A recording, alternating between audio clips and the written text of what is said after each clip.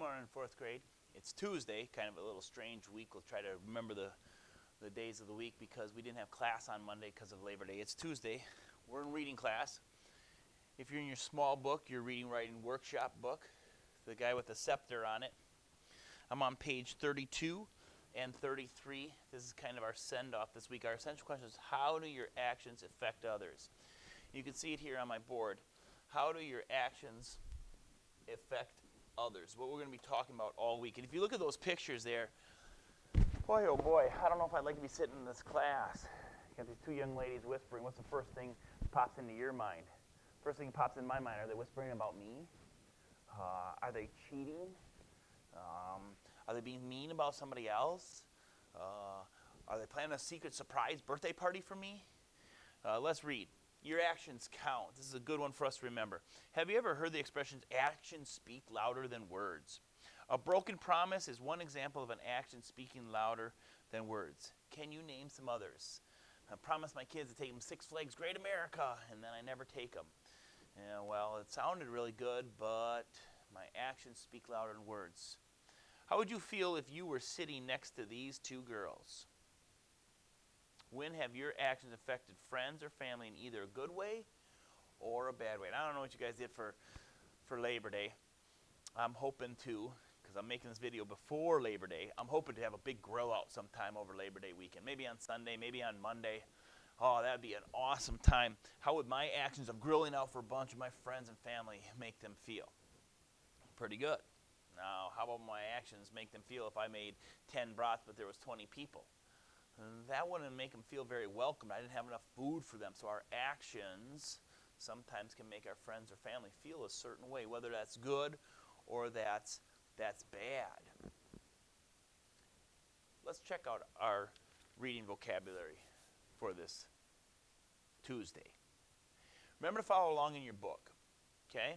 The first one is accountable. Sam is held accountable by washing his dog. The definition of accountable is to be responsible. So here he is. He's getting a little help from his younger sister there. They're washing the dog. He is accountable. His job is to make sure the dog gets washed once a week, and he's accountable for that. Accountable synonym is responsible. Advice, number 2 there. A coach can advise you on how much to improve your swimming. A coach can advise you on how to improve your swimming. I love this picture. The coach is on the side because it's really hard to show somebody how to swim when you're in the water. So he's on the side and he's showing them how to swim, and the guy's paying good attention. He's got good eye contact there. The definition of advise is to give one's opinion or to inform.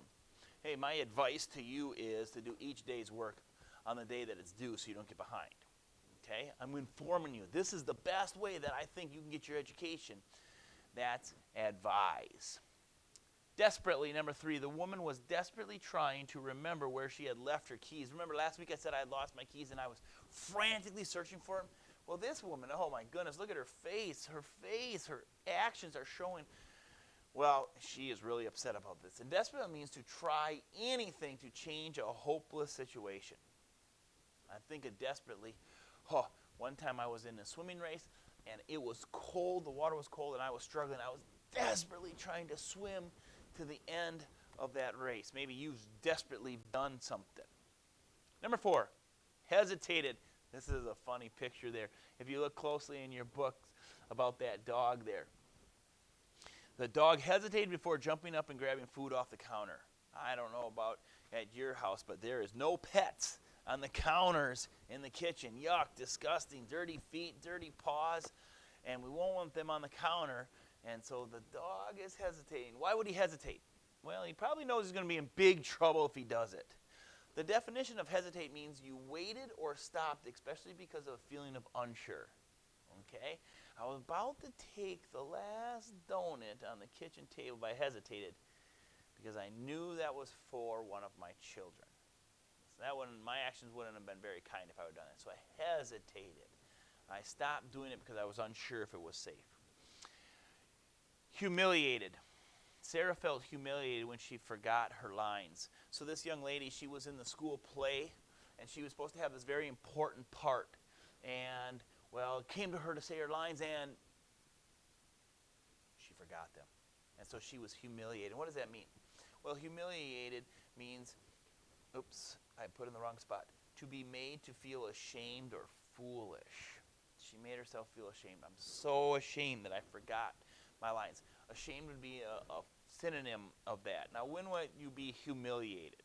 Well, if you brag and brag and brag about being able to do something really good, and then it's time to do it and you can't do it. Maybe it's playing the piano, or maybe it's doing some kind of sports, and you're humiliated because you said I could do it and then you couldn't. Inspiration. What a beautiful background picture that is. The girl found inspiration from her drawings in nature. God's creation of nature is amazing. As you start studying plants here in our first unit of science with Mr. Woody, you're going to be taking a look at these plants and you're like, oh, geez, I saw plants outside before. I thought they were pretty cool, but oh my goodness, taking apart and taking a look at how intricate some of these plants and these flowers are. It is amazing. And so she found some inspiration, a person or thing that stirs the mind. You're inspired to well, in this case, draw a wonderful picture. The seventh one there, self-esteem. Winning the soccer championship helped improve Billy's confidence and self-esteem. And notice in that sentence, if you're looking carefully, they got a synonym right in there, hidden in there like we worked with last week. Confidence is the same thing as self-esteem, to have respect for oneself. I have confidence in myself. I have a good self-esteem. And the last one is uncomfortable. I hope none of you have to go to the doctor.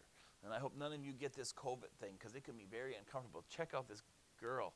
Sonia's throat felt so uncomfortably sore. Oh, have you ever had that sore throat? It hurts to swallow. You're like, I don't want to swallow, but I have to. And it's uncomfortable. The definition of uncomfortable is uneasy. Okay? A painful sensation. And look at her face. Ugh. It looked like she's in pain. Ah. I hate when the doctor says ah. Say ah. And, well, she's got this uncomfortable sensation. All right, guys. Let's take a look at our work for today. Here's our assignment. First of all, you're going to start with your name at the top of the paper, like always. You got your 8 vocabulary words that we just went through here. Remember, using the pictures, the definition, or the sentences from your book might help you. Your job is to finish each sentence using the vocabulary word provided. Now remember, it doesn't have to come right away next. It can come anywhere in that sentence, and it also needs to make sense in there. Even though the girl was very tired, desperately. Even though the girl, so I'm going to use the pronoun because it's girl, I'm going to use the pronoun she here. Even though the girl was very tired, she, and now what is she going to do? She desperately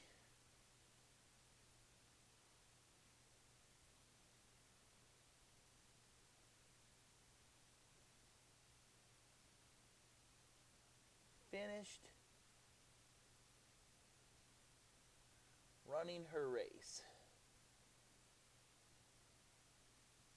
Even though the girl was very tired, she desperately finished running her race. Whew, sounds like it was a real challenge, a real tiring experience for her. Don't forget to box it up now after you've used it in the sentence. All right, self-esteem. Now, if you wanted to use something else for desperately, you feel free. That's just my example sentence. Maybe when she desperately tried to get to shore if she was swimming or something, or she desperately tried to reach the peak of the mountain. Number 2, after the boys' team won a soccer game, self-esteem. Well, it was the same example that we had in our story, so that should help you. You can use that sentence in your book to help you figure out this one. After the boys' team won the soccer game,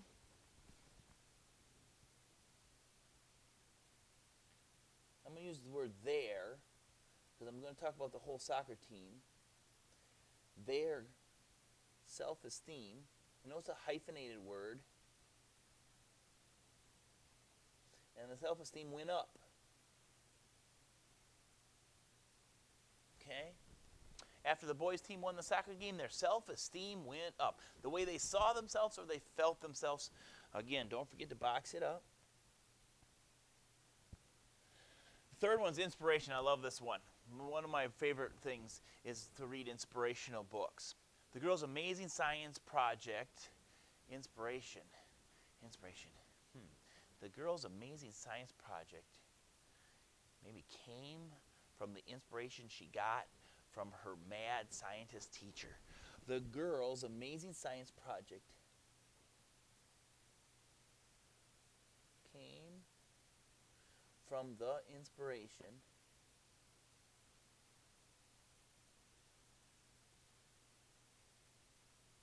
she got from her science teacher.